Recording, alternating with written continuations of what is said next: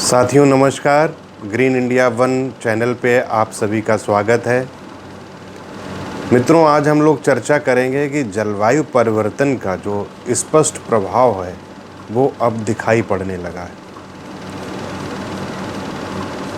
आज जो समय चल रहा है, अगर पुराना हम इतिहास देखें तो इस समय बाज़ार दशहरी आमों से पटा पड़ा रहता था और इस मौसम का इस समय से बच्चे से लेके बूढ़े तक दशहरी आम का वर्ष भर इंतज़ार करते थे।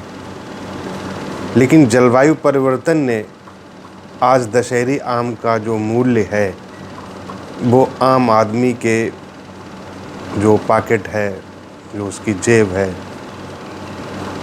वो अलाउ नहीं कर रही है कि वो दशहरी आम का पूरी मौज मस्ती के साथ सेवन करे। मित्रों, हुआ क्या कि इस वर्ष जो जलवायु परिवर्तन का प्रभाव है वो फरवरी से ही प्रारंभ हो गया। फरवरी के अंतिम सप्ताह से ही गर्मी का प्रकोप प्रारंभ हुआ, तापमान में बढ़ोतरी होने लगी और जो आम की फ्रूटिंग का टाइम होता है वो फरवरी यानी कि जो बसंत पंचमी होती है, बसंत पंचमी से बौरों से पेड़ लद जाते हैं और वहाँ से इसका फल बनने की प्रक्रिया प्रारंभ होती है।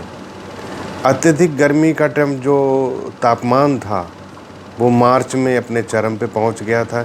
यानी कि जो तापमान मई में होना चाहिए था, जो टेम्परेचर मई में होना चाहिए था, वो प्रारंभ में ही मार्च से ही शुरू हो गया था।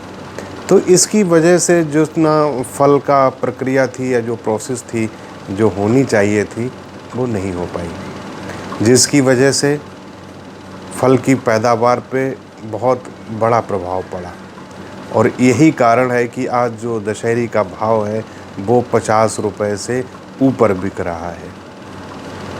मित्रों, भाव की ही बात नहीं, एक दूसरी बात ये है कि जो दशहरी आम का सीज़न होता है वो 1 जून से प्रारंभ होता है और 15 जुलाई तक चलता है। लेकिन अब ये दशहरी आम जो आ भी रहा है, एक तो महंगा है, दूसरा 10 दिन के अंदर ये दशहरी आम बाज़ार से गायब हो जाएगा, क्योंकि इतना अब पेड़ों पे है ही नहीं जो कि पूरे 15 जुलाई तक चलता। आप विदिन 10 डेज़ यानी कि 10 दिन के अंदर ही बाज़ार से ये पूर्णतः गायब हो जाएगा। तो मित्रों, अब ये एक गंभीर समस्या है और इस समस्या के जो प्रभाव हैं वो अब स्पष्ट रूप से कहीं न कहीं हमें देखने को मिलेंगे। तो अब समय आ गया है जो हम इस जलवायु परिवर्तन पर गंभीरता से विचार करें। ये केवल सरकार का काम नहीं है, ये किसी व्यक्ति विशेष का कार्य नहीं है, इसमें संसार के समस्त प्राणियों को अपने अपने स्तर पर कार्य करना होगा। अन्यथा ये तो एक प्रारंभिक लक्षण अभी शुरू हुए हैं और हमें गंभीर परिणाम भुगतने होंगे। मित्रों, मैं इसी के साथ आपसे पुनः आग्रह करूंगा कि अब हम अपने देश को कैसे ग्रीन बनाएं, कैसे हरा भरा बनाएं, इस पे गंभीरता का और चर्चा का विषय है। कारण क्या है कि अब जो हम वृक्ष लगा रहे हैं वो ना तो फल के वृक्ष लगा रहे हैं और ना हम कोई छायादार वृक्ष लगा रहे हैं और ना हम कोई ऐसा वृक्ष लगा रहे हैं जो कि हमारे जानवरों को चारा भी उपलब्ध कराए।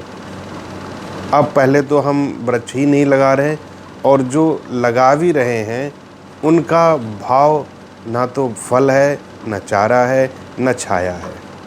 तो इस पे हमें अब बहुत ही गंभीरता से विचार करना होगा, तभी हम अपनी जलवायु को बचा सकेंगे और इसके परिणामों को कम कर सकेंगे। बहुत बहुत आभार, बहुत बहुत धन्यवाद।